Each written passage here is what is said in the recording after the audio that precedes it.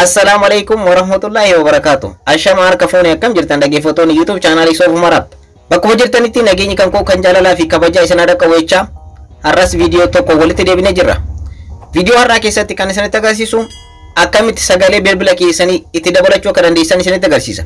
Egaa viidiyoo keenya kanarraa keessatti warroonni bilbilli keessan sagaleen isaa gabbu'aa deeme yookaan xiqqaachaa deeme akkaataa ittiin sagalee bilbila keessanii dachaadhaan dabalachuu akka karaa ittiin dandeessan karaa lama isinitti agarsiisa. Karaalee lama kan har'a asirratti isinitti agarsiisu kanatti fayyadamuudhaan bilbila keessan irratti sagalee bilbila keessanii akka isiniif dabalu gochuu ni dandeessan.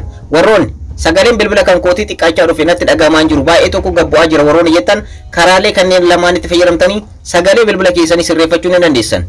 Egaa karaan tokko aappii tokkotti illee fayyadamtanii bilbiluma keessan irratti settingii sirreessitan tokko isinitti agarsiisa. Karaa lammaffaadhaa immoo aappii tokkotti fayyadamtanii akkamitti sagalee bilbila keessanii dabalachuu akka dandeessan isinitti agarsiisa.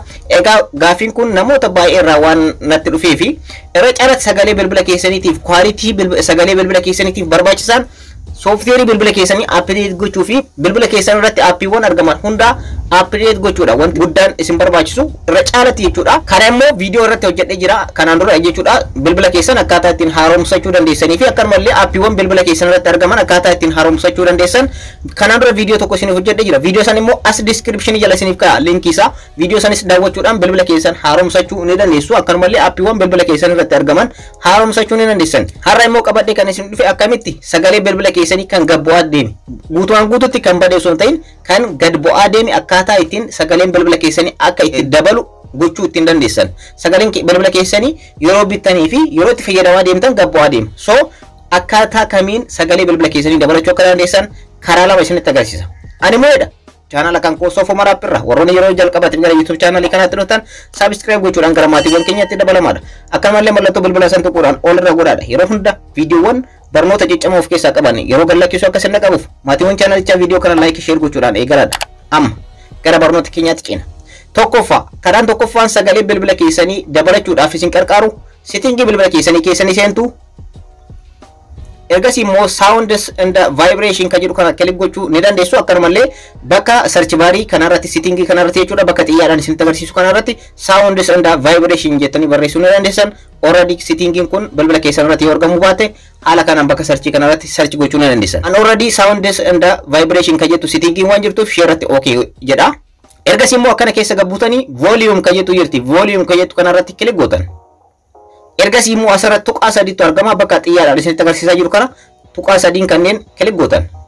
Ergasii immoo media volume limit kan jettu jirti ishee irratti click gootan. Ergasii akkuma argitan media volume limit kan jettu kana off on wanta godhamutu jira bakka xiyyaadhaan isinitti agarsiisu kana irratti on gootan. Ergasii immoo custom volume limit kan jedhu kana irratti akkuma argitan isa kana guutuu gootanii jechuudha. Fakkeenyaaf yeroo hundayyuu asirratti taa'aa hanga dhumaatti garana fiddanii jechuudha.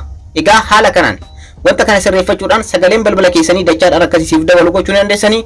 Karaa tokkoffaa settingii keessan irratti sirreeffattan isa kanadha. Lammaffaa aappii tokko bilbila keessan irratti buufachuu qabdanii aappii kana eessa argachuu akka dandeessanii fi akkamitti akka itti fayyadamtan ammoo isinitti agarsiisu. Jalqaba gara Play Store bilbila keessanii seentu. Ergasii immoo bakka search barii kanarratti jechuudha. Akka amma screen irratti isiniif barreesse kanaan ni barreessitan jechuudha. Volume booster jettanii barreessitan. Akkuma asirratti an barreesse kanatti volume booster jettanii ni barreessitanii ergasii immoo isa kanarratti click gootan. Egaa asirratti wanti dogongoruu hin qabne dhaggeeffattoota kan wal fakkaatamanii hojjetaman baay'eetu jira. Isaan kana keessa kan buufachuu qabdanii fi kan sirrii ta'e isinitti agarsiisa. Isa parsantii 200 ofirraa qabu keessa isaatti jechuudha. Isa kana buufattan dhaggeeffattoota kan volume booster kan jedhu kana buufattanii amma akkuma asirratti argitan sadii wal fakkaatu. Sadeen kana keessa kan parsantii 200 of keessaa qabu kana buufattan. Inni sirriidha isa kana waan ta'eef. Linkii appii kana description jala isiniif kaa'aa rakkoo tokko qabu akkanumallee channel kan Telegrama Sof Marab jettanii channel kan Telegrama keessallee Telegrama irratti search gootan salphumatti argachuu waan dandeessaniif achirras isiniif kaa'aa aappii kana jechuudha salphumatti achirra argachuu dandeessanii aappii kana irratti click gootan. Ergasii isin gara bilbila keessaniitti ni buufattanii aappicha asirratti icon isaa ilaaluun dangatinaadha 200% 200 keessaa aappii kana buufattan jechuudha. Egaa aappii kana garaagarummaan inni lammaffaadhaan nama miliyoona 5 oltu buufatee rating isaallee 3+ dha baay'ee tokko aappii ajaa'ibaati aappii kana buufadhaadha jalqaba. Ergasii immoo open gootan.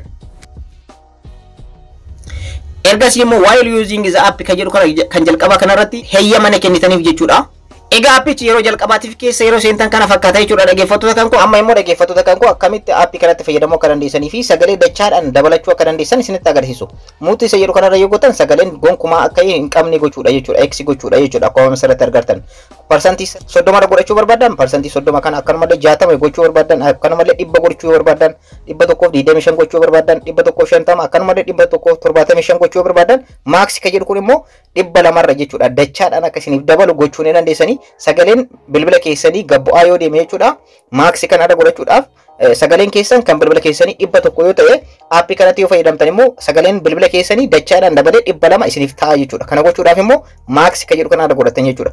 175 irra gochuu dandeessan 150 gochuu irra dandeessan kanneen keessaa ka barbaadan filachuudhaan haala kanaan appii kanatti fayyadamuu ni dandeessu jechuudha. Baay'ee tokko salphaadha itti fayyadamni isaa. So appii kana bifa kanaan itti fayyadamuu hin dagatinaa isiniin jechuu barbaada. Sagaleen bilbila keessanii dachaadhaan akka dabalu gochuu ni dandeessan haala kanaan appii kanaa fi sittingi amma isinitti agarsiise kana sirreeffachuudhaan bilbila keessan sagaleen isaa dachaadhaan akka isiniif dabalu gochuu ni dandeessan.